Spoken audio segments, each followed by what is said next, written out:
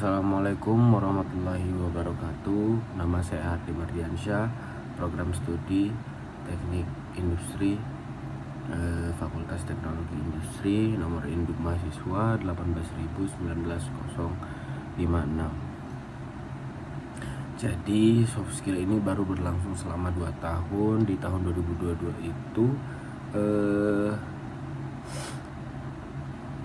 berlangsung di untuk yang tahun kedua. Jadi dari beberapa materi yang telah disampaikan dalam proses soft skill tahap 2 ini sebenarnya adalah memancing kita sebagai mahasiswa untuk mempelajari hal-hal yang di luar mata kuliah, karena untuk mempersiapkan kita sebagai mahasiswa ketika setelah lulus itu terbantu untuk mencapai profesi atau pekerjaan yang kita inginkan. Jadi memang ada beberapa di kuliah yang sudah mengajarkan lewat mata kuliah, tapi itu tidak cukup untuk menjadi syarat sebagai profesi yang kita inginkan, profesi atau pekerjaan apapun yang kita inginkan. Jadi kita perlu menentukan betul spesifik apa tujuan kita, apa profesi yang kita inginkan, juga melihat hari ini apakah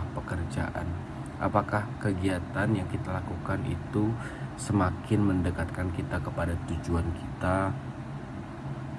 Itu juga harus diperhatikan betul, karena kegiatan kita hari ini akan menentukan bagaimana kita di masa depan.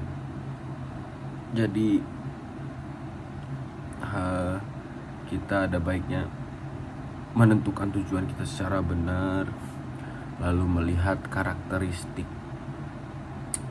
figur yang kita ingin tuju, mempelajari apa yang mereka lakukan dari semasa muda.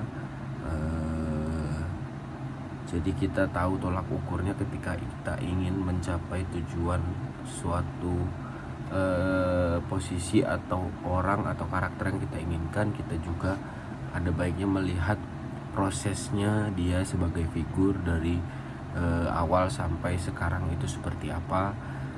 Jadi dari materi pertama juga kita dijelaskan tentang makna sukses yang hakiki dan yang semu.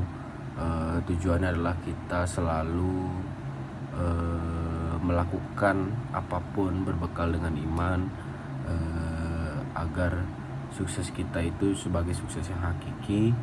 Jadi kita intinya adalah ketika diamanahkan harta, kita gunakan untuk kebaikan. Kita diamanahkan jabatan, kita gunakan untuk kebaikan. Lalu juga ada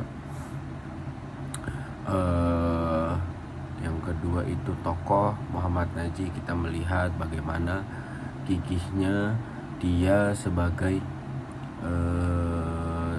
seseorang yang sangat bertekad tinggi, memulai hidupnya dari pedesaan di Gresik, tidak menghalangi impian besarnya untuk bersekolah dan berkuliah, akhirnya sampai kepada tujuan yang dia inginkan. Dia membekali dirinya dengan iman, selalu berbakti kepada orang tua, dan akhirnya setelah usaha-usaha yang dia lakukan, dia mencapai tujuan yang dia inginkan, mempunyai bisnis yang besar. Jadi ada baiknya kita sebagai mahasiswa juga melihat ini sebagai suatu semangat dari seseorang yang berasal dari desa, jauh dari perkotaan, ekonominya juga tidak kurang baik, tapi dia tetap bisa berusaha untuk mencapai tujuan-tujuan yang dia inginkan. Jadi apapun yang kita inginkan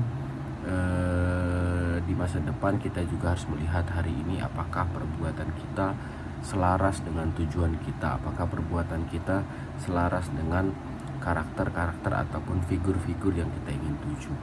Itu sih. Terima kasih. Assalamualaikum warahmatullahi wabarakatuh.